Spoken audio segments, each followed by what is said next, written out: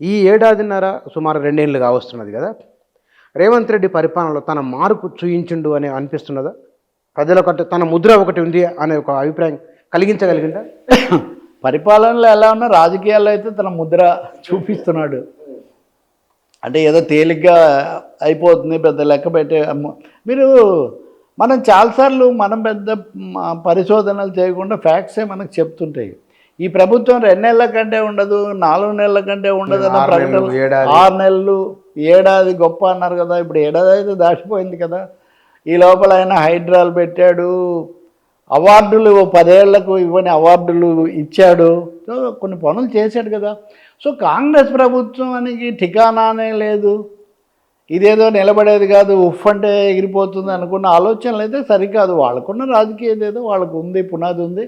రెండవది, కాంగ్రెస్కి ఏదన్నా ఇబ్బంది వచ్చి ఉంటే ఎక్కడి నుంచి వచ్చి ఉండాలి? బీఆర్ఎస్ బాగా పుంజుకొని అదేదో ఉరకలు వేస్తూ ఉత్సాహంతో వస్తే అప్పుడు ఉండేది. కానీ బీఆర్ఎస్లో పార్టీ అంతా పక్కన పెట్టి ప్రథమ కుటుంబంలోనే ప్రకంపనలు వస్తుంటే దాని మీద ప్రజలకు విశ్వాసం కలుగుతుందా?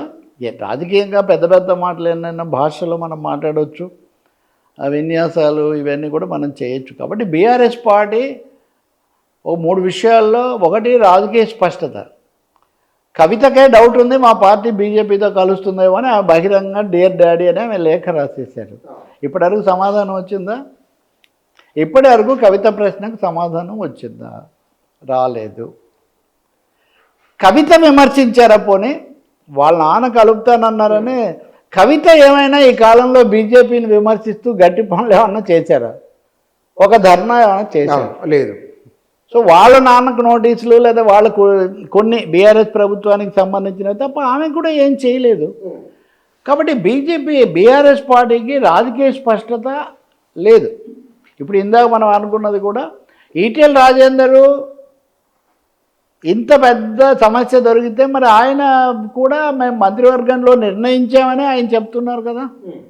ఇబ్బందిలో పెట్టే పని ఆయన ఏం చేయలేదు కదా. ఇంకా మూడోది, ఈ ముగ్గురి ముసలంలాగా ఒక దశలో కేటీఆర్, కవిత, హరీష్ రావు అని వీళ్ళ మధ్యలో నడిచింది. అది పరిష్కారం అయిందా? అంటే టాప్ లీడర్షిప్లోనే, అంటే ఫ్యామిలీ పార్టీ, అన్ని ప్రాంతీయ పార్టీలో ఫ్యామిలీసే అనుకుంటే అక్కడే ఒద్దిక లేకుండా అది కూడా బహిరంగంగా నడుస్తుంటే, కేసీఆర్ విచారణకు హాజరవుతుంటే కవిత గారు వెళ్తే మాట్లాడలేదని మీడియాలో ఓపెన్గా వస్తుంది. అందువల్ల బీఆర్ఎస్ పుంజుకున్నది రాజకీయ స్పష్టత లేదు. పార్టీ యంత్రాంగానికి సంబంధించి ఒక కొలికి తెచ్చే పిలుపులు అట్లాంటివి లేవు. మూడోది, నాయకత్వ స్పష్టత కూడా లేదు. సో బీఆర్ఎస్ అటువంటి స్థితిలో ఉన్నప్పుడు రేవంత్ రెడ్డికి కానీ కాంగ్రెస్ పార్టీకి కానీ పెద్ద సమస్య ఏముంటుంది? ఈయన ఏదో మంత్రులను తీసుకున్నాడు, కొంత విస్తరణ, సమస్యలు చాలా ఉన్నాయి, చేయాల్సినవి చాలా ఉన్నాయి. ఆయన మాటలు కూడా కొన్నిసార్లు సమస్యలు తెచ్చిపెట్టిన మాట కూడా నిజమే. కానీ అదే తన స్ట్రెంగ్త్ అనుకుంటున్నాడు ఆయన. అందుకే నేను ఎక్కడో మాట్లాడాను కూడా, హౌలే మాటలనే. హౌలే, నేను రేవంత్ రెడ్డిని హౌలే అన్నానని అందరూ తప్పు పడుతున్నారు, ఇలా మాట్లాడితే హౌలే అనక ఏమంటానని కేటీఆర్ పునరుద్ఘాటిస్తున్నారు కదా. నిజంగా ముఖ్యమంత్రి ఆయన అలా అన్నాడు. ముఖ్యమంత్రి ఏమంటున్నారు అంటే, మనం పోతుంటే రోడ్డు మీద కొన్ని మొరుగుతుంటాయి, ప్రతిదానికి రాయి తీసుకొని కొడతామా, ప్రతిదానికి సమాధానం ఇస్తామని ఆయన అంటున్నాడు. ఇంకా ఘనత వహించిన బీజేపీ కిషన్ రెడ్డి గారు ఏమంటున్నారు, ప్రతి అడ్డమైన అడిగి నేను జవాబు చెప్పాలనా, ప్రతి అడ్డమైన అడిగి నేను జవాబు చెప్పాలనా అంటున్నాడు. అంటే తెలంగాణ రాజకీయాల్లో మూడు పోటీ పడుతున్న పార్టీలు, వాటి నాయకులు, వాళ్ళ భాషలు, ఆవేశాలు ఏ స్థితికి చేరాయి? గతసారే మనం అనుకున్నాము ఇదేదో బూతుల పోటీలాగా తయారవుతుందని. అదే ధోరణి ఇక్కడ కొనసాగుతుంది. సరే, నేను అన్నాను కిషన్ రెడ్డి గారు అడ్డమైన వాళ్ళకి చెప్పకండి, రాజా సింగ్ అయితే మీ పార్టీ ఎమ్మెల్యేనే కదా.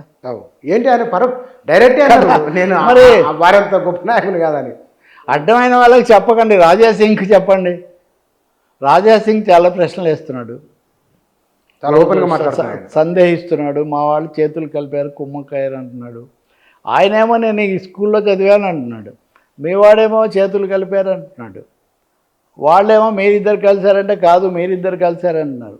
కాబట్టి తెలంగాణ రాజకీయాల్లో వచ్చిన ఒక ప్రధానమైన సమస్య ఈ మేము ప్రధాన ప్రతిపక్షం అని చెప్పుకున్న 2 పార్టీలు కూడా కావాలని ప్రజలను తికమక పరిచే ఒక రాజకీయ అస్పష్టతను పెంచుతున్నాయి.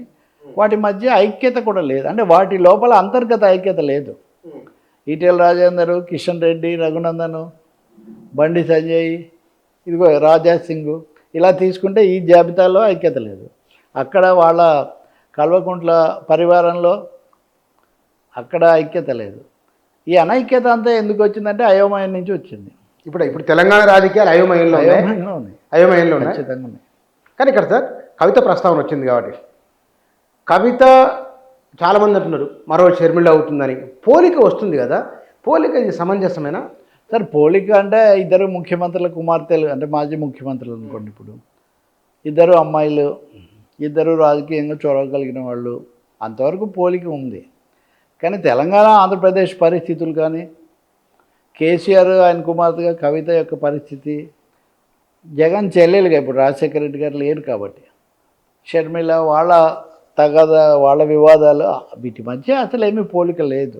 ఆల్ కంపారిజన్స్ ఆర్ లేమంటారు టాల్స్టాయ్. పోలికలన్నీ పాక్షికమైనవే, పోలిక అంతగా లేదు. కానీ పోటీ పడ్డం అన్నది ఒకటి ఉంది, సిబ్లింగ్ వార్ ఒకటి ఉంటుంది.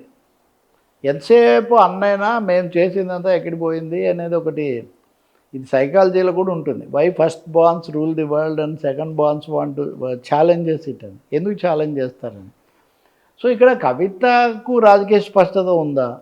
అసలు కేసీఆర్ బీజేపీ పట్ల మెతక వైఖరి తీసుకుందే కవిత కోసం అని ప్రపంచం అంతా భావించింది కదా, ఆమె ఈడీ కేసులో, లిక్కర్ కేసులో అదంతా ఉన్నప్పుడు. కాబట్టి ఆమె ఈ ఆరోపణ తీసుకొని రావడం చాలామందికి ఆశ్చర్యం కలిగించింది. మూడవది, నేను అన్నట్టుగా నేను దీని మీద విస్తారంగా 4-5 వ్యాసాలు కూడా రాశాను. ఆమెమి గట్టిగా వ్యతిరేకించి ఆమె కొంత ప్రత్యామ్నాయంగా ఆమె చేస్తున్నది కూడా ఏమీ లేదు. కాకపోతే సామాజిక న్యాయం అనే నినాదం తీసుకొని మీలాంటి మిత్రులందరూ చాలామందిని కలిసి ఒక అంటే మీరని కాదు, బుద్ధిజీవులు ఒక సామాజిక వేదిక తేవడానికి ఆమె కొన్ని రాజకీయ పక్షాలను నాయకులను కలిసి ఒక ప్రయత్నం చేశారు. అంతవరకు నమ్ముతారా ప్రజలు ఆమె? ఏది ఆమె నమ్ముతారా? అంత ప్రత్యేకమైన స్థానం, ప్రత్యేకమైన ఉనికి ఎక్కడ ఉంది? ఇప్పుడు బీజేపీ ఒకటే సమస్య, బీఆర్ఎస్కు గండి పడితే బీఆర్ఎస్ ఏమాత్రమైనా దెబ్బతింటే దానివల్ల ప్రత్యక్ష ప్రయోజనం పొందేది బీజేపీ మొదటిది. ఎందుకంటే నెక్స్ట్ ఇప్పుడు మొన్న లోక్సభ ఎన్నికల్లో వీళ్ళకి 8 వాళ్ళకి 8 ఓవైసీకి 1 వేస్తే 0 వచ్చింది బీఆర్ఎస్కే కదా. అవును. కాబట్టి ఇక్కడ కొంతమంది అంటారు నిజానికి కవిత ఇలా మాట్లాడడానికి రేవంత్ రెడ్డి ప్రేరణ అది ఇది అన్నారు, కొంతమంది అన్నారు. సరే నాకు తెలీదు. కాంగ్రెస్ వాళ్ళు అయితే ఆయన అయితే మేము ఎవరిని చేర్చుకోమని ఆయన ప్రకటించాడు, అవకాశం లేదని. కానీ కాంగ్రెస్ కంటే కూడా బీజేపీకి ఎక్కువ ప్రయోజనం, ప్రతిపక్ష స్థానం, ఆ వ్యాక్యూమ్ ఏదైనా ఉంటే వాళ్ళు పొందగలుగుతారు కాబట్టి. రెండవది, ఆమె మీద కేసులు పెట్టి వెంటబడుతుంది కూడా బీజేపీ కదా. కాబట్టి ఒత్తిడికి గురి చేసే అవకాశం కూడా బీజేపీకి ఎక్కువగా ఉంది, కాంగ్రెస్ పార్టీ కంటే కూడా. ఆమె కావాల్సింది స్థానమే, ఆమె మద్దతు కోసం వెళ్ళవలసిన పరిస్థితుల్లో లేదు కదా. షర్మిలకు ఆమెకు ఉన్న ఒక తేడా కూడా అదే. షర్మిల వాళ్ళ అన్నయ్య అధికారంలో ఉన్నారు, ఈమె దూరంగా ఉన్నారు. ఆయన ఇచ్చింది తీసుకున్నారా, ఇచ్చింది అప్పు కింద ఇచ్చారా, ఇలాంటి చర్చలన్నీ ఇక్కడ అది లేదు కదా. నేనైతే కనుక కొన్ని మీడియా వర్గాల దగ్గర కేసీఆర్ ఎవరికి ఎంత వాటా వస్తుందో కూడా మీకు ఇన్ని కోట్లు వస్తాయి, ఇన్ని వస్తాయని కూడా ఆయన చెప్పారు.